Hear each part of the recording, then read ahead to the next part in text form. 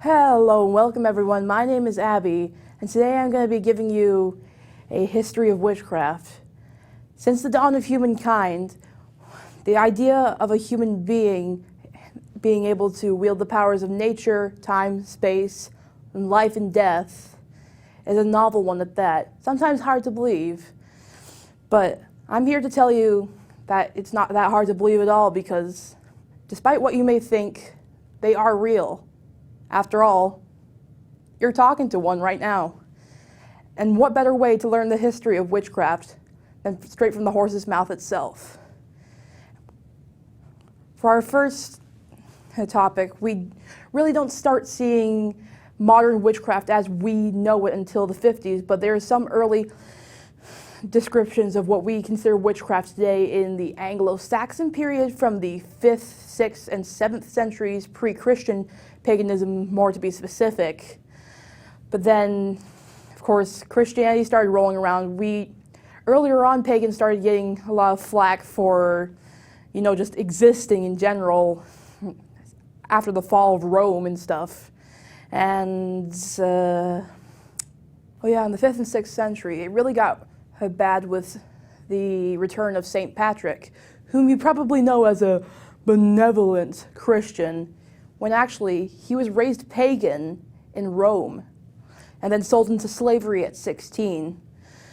And then he tried to convert all the pagans of Ireland to Christianity, and when he didn't, he would either try to forcefully convert them, kill them, or displace them. And he had the audacity to call our kind snakes, when he's the biggest snake that I would know. And then from the 1300s to the early 1800s, we start seeing a really scary period of time that targets a lot of women and healers and outcasts in society, called the Burning Times. A lot of times people were accused of witchcraft, were burned at the stake or hanged, or sometimes even drowned or tortured to death, or just left in prison till they eventually wither away. And I give word to all my brothers, siblings, and sisters who've died in the past in such horrible conditions at the hands of such horrible people. May we have justice and peace in due time. And later on, throughout the later 1800s, around the 1880s to the 1890s and into the 1900s and 1910s, we start seeing this more romanticized idea of a witch, like in different stories of Hansel and Gretel or Snow White and the Seven Dwarfs, and like little Halloween greeting cards and things like that, and different little witchy activities you can do during parties, like if you walk backwards to bed, you will find the person you love very soon, or if you gaze into a mirror with a candle, you'll see your lover behind you in the mirror. Pretty cute stuff, right? And then in 1939, we start seeing the more famous depiction of witches as we know them, Margaret Hamilton's portrayal of the Wicked Witch of the West. Much to our chagrin, she dons a green face and black outfit that really starts to further demonize our image and portray us as devilish monsters rather than benevolent healers. And then in the early 50s, over in England, people like Doreen Valiente and Gerald Gardner formed the contemporary form of witchcraft we know today, oftentimes referred to as Wicca or Gardnerian witchcraft. And it didn't really start becoming popular in America till like the 60s and 70s.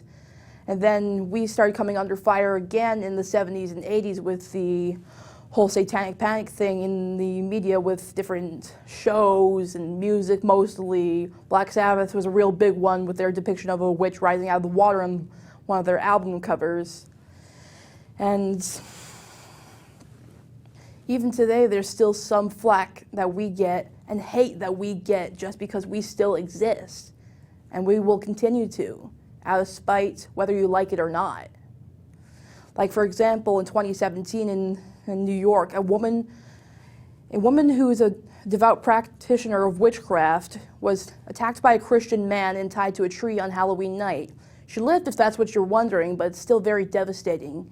And then more recently, as of December of 2021, a woman named Tammy Mccoy was fired from her job at Panera in Pennsylvania when her co-workers figured out she was of pagan faith. She had her right to call human resources taken away, and then she was subsequently fired after that.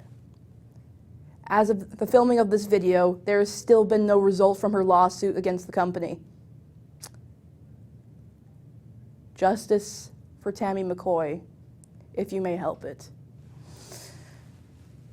And you may think that a lot of this stuff seems like it's been in the past for a while and that, oh, witches are just fairy tale things.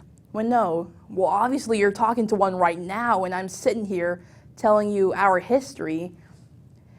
And even some people are still being hurt or even murdered because of their interest in the craft. Like, even today in Afghanistan, it's still witchcraft is still punishable by beheading. And in Sri Lanka recently, there was a woman accused of witchcraft who was attacked by men by an acid attack. She's been permanently disfigured because of it. So, with this, I am here to urge you with this final message. No matter who you may be or who you believe in, we are the same as you. We have eyes, fingers, and toes. We have likes and dislikes. We just go about our life in a different way. And I just want people like you, our viewers, to understand, even in this conservative community, that person like me, a gay, disabled witch who practices paganism and loves Super Mario, that there can be acceptance where indifference has been planted for centuries to come. And after all, from the fall of Rome to now, 18 centuries is a long time to be pushed around just because you're different from others. Let that sink in. 18 centuries. From the fall of Rome to this year. But you can help change that. By learning more about witchcraft and paganism and Wicca and other non-Abrahamic sources of faith, you can help foster inclusion and love in your community amongst those you may not expect to be there in the first place. You can donate to different news sources and foundations like the Doreen Valiente Foundation or the Gerald Gardner Foundation or the Wild Hunt Pagan News Source or different pagan blogs in your area. And if you want to know more, you can easily look it up on Google. Obviously, that's what it's there for, although we can't believe everything you see on the internet. Or if you want to get it straight from the source, ask someone like me. Like, I've been practicing witchcraft and paganism since I was 13, so I probably know a thing or two. And I'd be glad to teach you a few things if you want to know more. Just that I ask you to come with love and light in your heart.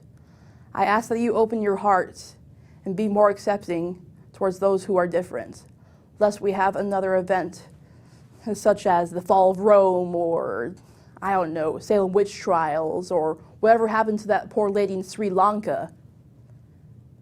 We did not deserve this.